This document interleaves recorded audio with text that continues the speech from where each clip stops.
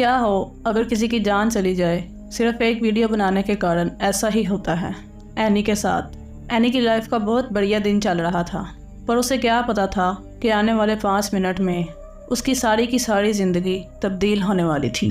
वो एक ऐसी जगह फंसने वाली थी कि उसे कोई बचाने वाला भी नहीं होगा और उसे चारों ओर अंधेरा दिखाई देगा और वो कुछ ही मिनटों में अपनी जान के लिए तड़पती हुई दिखाई देगी। जी हाँ, ऐसी स्टोरी है एनीमेरिया की। इसने कुछ ऐसा देखा कि कोई भी अपनी लाइफ में ऐसे फंसना नहीं चाहेगा। एनी को एडवेंचर में रहना और नई नई चीज़ों को ट्राई करना बहुत ज़्यादा पसंद था, तो इसीलिए उसने अपने फ्रेंड अलेसेंड्रा को कॉल की, जो कि एक डाइवर एक्सपर्ट और ट्रेनर भी था। एनी ने उससे कहा कि वो भी डाइविंग सीखना चाहती है।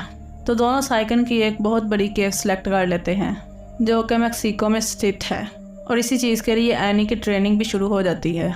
पूरी ट्रेनिंग होने के बाद दोनों इस जगह पर चल पड़ते हैं और एनी अपनी फ्रेंड को इस चीज़ के लिए मना लेती है कि वही लीड करेगी इस केव में जाने के लिए, क्योंकि वो चाहती थी कि उसका फ्रेंड उसकी रिकॉर्डिंग करे और वो आगे आगे बढ़ रही हो। यही एमी की सबसे बड़ी गलती आगे होने वाली थी। वैसे तो उसका फ्रेंड उसको मना लेता है कि वो 40 फीट से नीचे नहीं जाएंगे और वो सीधा सीधा जाकर इस केव के एडवेंचर को पूरा कर लेंगे। उसे पता था कि एमी की ये स्टोरी पूरी दुनिया को हिलाकर रख देने वाली है।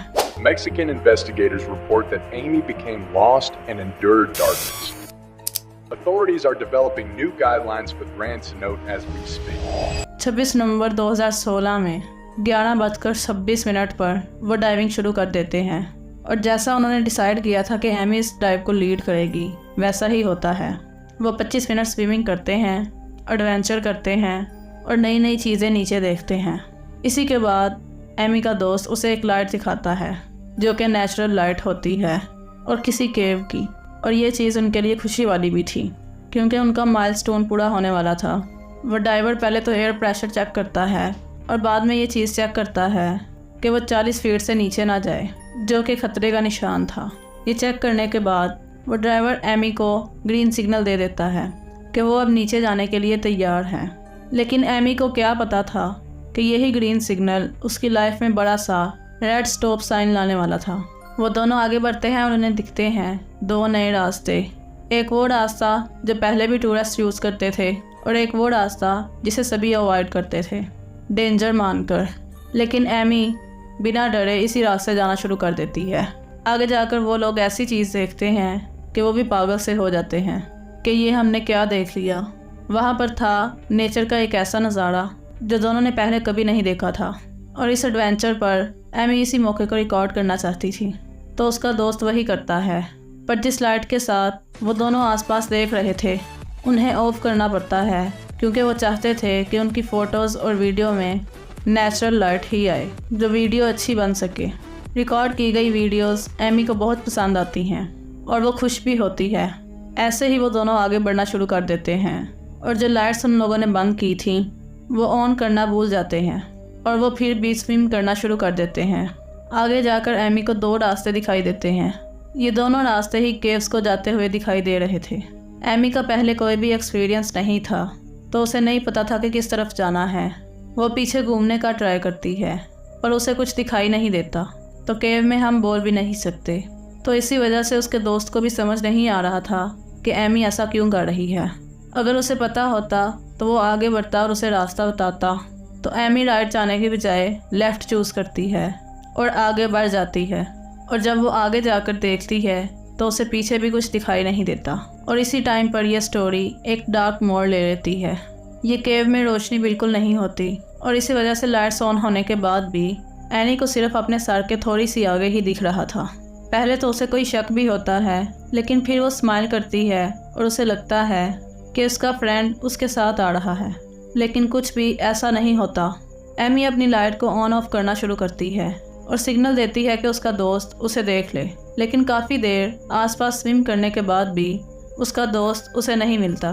उसने ये क्या कर लिया था, ऐसा ही सोचकर वो परेशान होना शुरू हो गई थी। तो दूसरी तरफ जब उसका दोस्त कैमरा बंद करके अपनी लाइट्स ऑन करता है तो उसे पता चलता है कि एमी उसके पास नहीं है।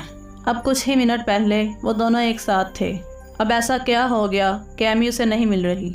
यही चीज़ सोचकर उसका दोस्त परेशान होने लग पड़ता है। फिर जल्द ही वो एक्टिव होता है और अपने आसपास एमी को ढूंढने लगता है, क्योंकि उसके दिमाग में ये चीज़ आ गई थी, अगर एमी कहीं पैनिक कर गई या डर गई तो उसके लिए नई दिक्कत आ सकती है।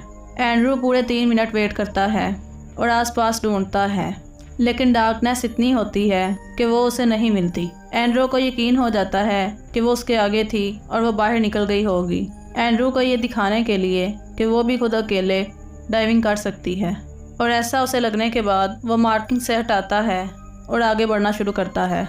फिर पता चलता है कि मार्किंग हटानी ही उसकी सबसे बड़ी गलती थी। जब एंड्रू फिनिश पॉइंट पर पहुंचता है और देखता है कि एमी भी यहाँ पर नहीं है तो घबराना शुरू कर देता है। दूसरी तरफ एमी इतनी डार्कनेस में फंसी हुई थी कि वो बार बार अपनी लाइट को ही ऑन ऑफ करके ब्लिंक करके ये सोच रही थी कि अभी उसका दोस्त उसे बचाने आ जाएगा। घबराती भी है और फिर अपने आप को समझाने लग जाती है कि उसका दोस्त एक परफेक्ट और स्पेशल ड्राइवर है, वो अभी आएगा और इसको बचा लेगा। यही एमी की लास्ट होप थी। दूसरी तरफ एंड्रू एंड पॉइंट पर जाकर एमी को वापस लाने की सोचता है, पर फिर उसे पता चलता है कि उसके ऑक्सीजन का टैंक ख़त्म हो चुका है, और यह सबसे बड़ा ख़तरा था। अगर एमी का भी ऑक्सीजन टैंक खाली हो गया तो उसकी उसी टाइम केव में मौत हो जानी थी। तो नया टैंक ढूंढने के लिए वो वहाँ से दूर जाता है और 1-2 घंटे के बाद फिर वहीं केव पर वापस आता है। तभी उसके दिमाग में ये भी चीज़ चल रही होती है कि वो खुद अकेला ही एमी को बचा लेगा, और इस टाइम तक पूरे 2.5 घंटे हो चुके थे और एंड्रू के एक्सपीरियंस के हिसाब से इतने टाइम में ऑक्सीजन का टैंक ख़त्म हो जाता है। पर फिर भी एंड्रू कुछ नेगेटिव सोचे बिना आगे बढ़ता है और एमी को ढूंढने लग जाता है, क्योंकि एंड्रू को होप होती है कि उसकी दोस्त इतनी जल्दी हार नहीं मान सकती। और पूरे 15 मिनट स्विम करने के बाद एंड्रू को कुछ फ्लोट करता हुआ दिखाई देता है। जी हाँ, ये एमी की ही बॉडी है, जिसके बारे में उसके दोस्त को पास जाकर पता चलता है। एक चीज़ देखकर तो वो पागल ही हो जाता है कि एयर वाली पाइप एमी के मुंह में नहीं है, वो बाहर पानी में लटकी हुई दिखाई दे रही थी। यही वो टाइम था जब एंड्रू ये सोच रहा था कि एमी को वो अभी भी बचा सकता है, लेकिन ऐसा कुछ भी नहीं हुआ। ये था एमी का खात्मा। वो बहुत ट्राई करता है, अपनी पाइप भी उसके मुंह में डालता है और एयर देने की ट्राई करता है, और बहुत सारे तरीक़ों से एमी को सपोर्ट करता है कि किसी न किसी तरह उसे सांस मिले और वो बच जाए, लेकिन तब तक बहुत देर हो चुकी थी। फिर पूरे 15 मिनट स्विम करने के बाद किसी न किसी तरह लटकते लटकते वो एमी को ऊपर ले आता है, और तभी उसको पता चलता है कि अब एमी नहीं बच पाई और उसकी डेथ हो चुकी है। इसके बाद इसी केव पर गवर्नमेंट दोबारा बहुत सारी चीज़ें चेंज की गई और ड्राइवर्स को और ज़्यादा वार्न किया गया कि आगे इसी तरह एमी की तरह कोई और अपनी जान न गंवा दे। अगली वीडियो देखने के लिए चैनल को सब्सक्राइब करें।